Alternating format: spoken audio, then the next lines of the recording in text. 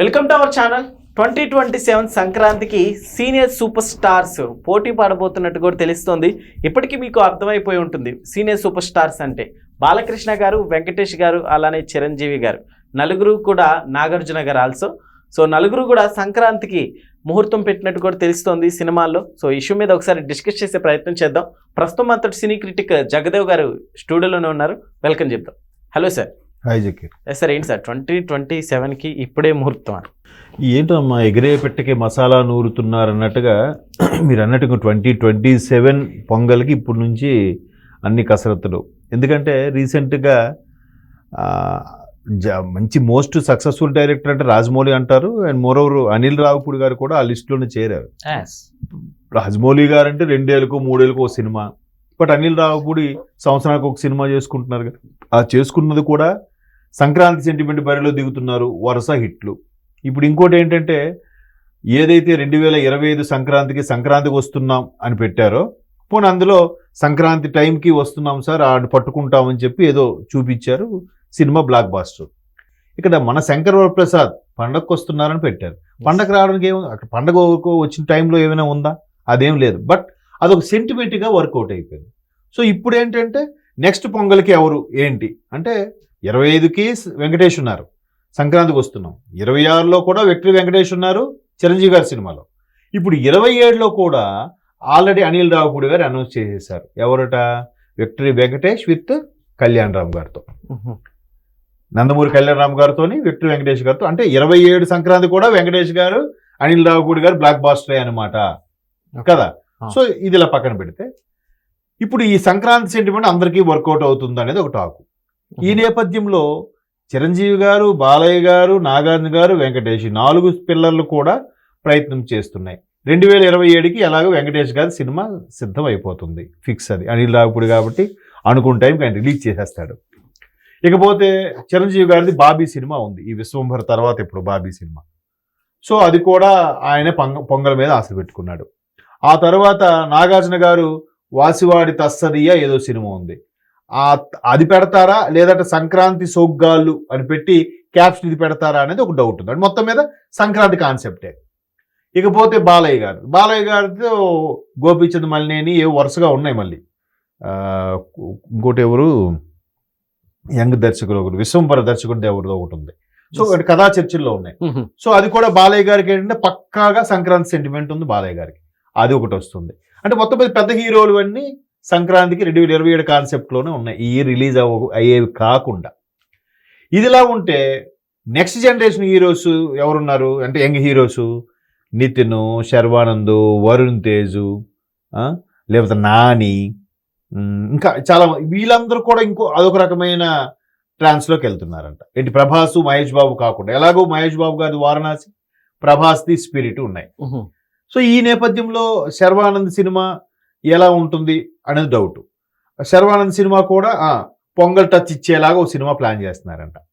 ఇకపోతే వరుణ్ తేజ్తో మారుతి గారు సినిమా తీస్తున్నారు. ఇది రాజాసాబు పెద్దగా ఆశించిన స్థాయిలో ఆడలేదు కాబట్టి వరుణ్ తేజ్తో మారుతి గారు డైరెక్షన్లో సేమ్ పొంగల్ టచ్ ఇచ్చేలాగా ఉండబోతుందట. అది కూడా ఎలాగా సంక్రాంతి ఏదో సంక్రాంతి సోగ్గాలను, సంక్రాంతి మిరపకాయలను, సంక్రాంతి తారాజోవని ఏదో ఒకటి అలాగే సంక్రాంతి వచ్చేలాగా పెట్టబోతున్నారు. పైగా మారుతి అంటేనే ఫుల్ కామెడీ ఎంటర్టైన్మెంట్. ఇంతకుముందు అన్ని మంచి బాగా ఆడేగా, అది ఒకవైపు. తర్వాత ఏదో శర్వానంద్ గారు కూడా అలాగే సంక్రాంతికి సంబంధించి ఏదో పెడుతున్నారంట. ఇలా నితిన్కి ఈ మధ్యకాలంలో హిట్స్ లేవు కాబట్టి ఆయన ఈసారి సంక్రాంతికి ఎలాగైనా బుల్లెట్ దిగాలనే కసితో ఉన్నాడు ఆయన. అయితే అది ఎంటర్టైన్మెంటా, ఫ్యామిలీ డ్రామానా, ఈ జానర్లోనే ఎంచుకునే పరిస్థితి కనిపిస్తోంది.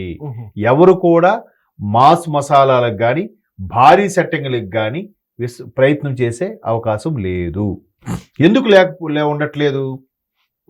భారీగా సెట్టింగ్లు వేసి భారీగా చేసి ఎంత ఖర్చు పెడితే ఏ సినిమా ఎప్పుడు హిట్ అవుతుందో, ఎందుకు హిట్ అవుతుందో ఎవరికి తెలియదు, ఎందుకు ఫ్లాప్ అవుతుందో కూడా ఎవరికి తెలియదు. అది తెలిస్తే అందరూ గొప్ప దర్శకులు అయిపోతారు కదా.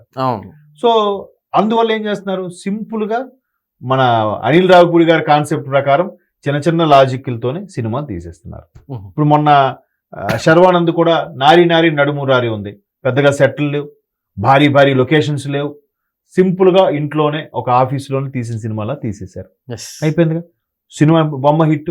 అవును. అలాగే ఒక అనగనగా ఒక రాజు నవీన్ పోలిశెట్టిది, ఆయన్ని చూడండి, సేమ్ ఆయనది అదే కాన్సెప్ట్ గా, Yes, పెద్ద భారీ సెట్టింగ్లు ఏం లేవు, ఒక ఊర్లో చిన్న కాన్సెప్ట్ లో తీసేశాడు అవును. సినిమా. నవీన్ పోలిశెట్టి కెరీర్ లో ఫస్ట్ 100 కోట్ల సినిమా అంట. ఒకవైపు వరుణ్ తేజ్ కూడా పెద్దగా హిట్స్ లేవు. ఇప్పుడు వరుణ్ తేజ్కి ఒక హిట్ అవసరం, మారుతి గారికి హిట్ అవసరం, అలాగే శర్వానంద్కి హిట్ వచ్చింది, నితిన్కి హిట్ అవసరం, మరోవైపు రవితేజ గారికి హిట్ అవసరం. Yes. అంటే చూడండి ఎంతమంది, వీళ్ళందరూ కూడా భారీ సెట్టింగ్లు, భారీది కాకుండా ఒకవేళ భారీగా పెట్టిన పరిస్థితి ఎలా ఉంటుందంటే, మరి నిజంగా వచ్చాడా లేదంటే ఆర్టిఫిషియల్ ఇంటెలిజెన్స్ మనిషిని పెట్టారా, ఏఐ వాడారా? అవును. ఎందుకంటే కొన్ని సీన్లలో ప్రభాస్ గారిని బదులు ఏఐ వాడారని ఒక టాక్ వచ్చింది. బట్ నిజంగా అలాగే వాడలేదు, ప్రభాస్ గారే చేశారు.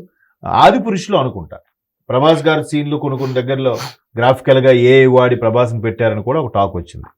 సో అలాగా అంత ఖర్చు పెడుతుంటే, భారీ సెట్టింగ్లు వేసి చేస్తుంటే, అవి ఏ ద్వారా తీశారా, ఏ గ్రాఫిక్స్ రా అనేస్తున్నారు. సో దానికి అంత ఖర్చుకు వెళ్ళడం ఎందుకు? Yes. సింపుల్గా మంచి ఫ్యామిలీ ఓరియంటెడ్ కామెడీ డ్రామా ఇట్లాంటివి లేడీ ఓరియంటెడ్ తీసుకుంటే బెటర్గా. Yes. సో అందరి దృష్టి ఒక్కసారి ఎంటర్టైన్మెంట్ మీద పడింది. ఎంటర్టైన్మెంట్ పడిందంటే ఎంటర్టైన్మెంట్కి ఈ మధ్యకాలంలో వచ్చిన గ్రాండ్ సక్సెస్ ఏదంటే అనిల్ రావిపూడి సినిమాలే. అవును. సంక్రాంతికి వస్తున్నా కానీ, మన శంకర్ వరప్రసాద్ కానీ, F2 కానీ, మీరు ఏది తీసుకోండి. సో అందుకు అందరూ మళ్ళా ఈ కామెడీ ఫ్యామిలీ ఎంటర్టైన్ డ్రామాని టచ్ చేయబోతున్నారు. అది కూడా మొన్న సంక్రాంతికి రాజాసాబ్ వచ్చింది, మన శంకర్ వరప్రసాద్ వచ్చింది, అనగనగా ఒక రాజు వచ్చింది, నారీ నారీ నడుమురారు వచ్చింది, తర్వాత రవితేజ గారి సినిమా ఒకటి వచ్చింది. 5 సినిమాలు.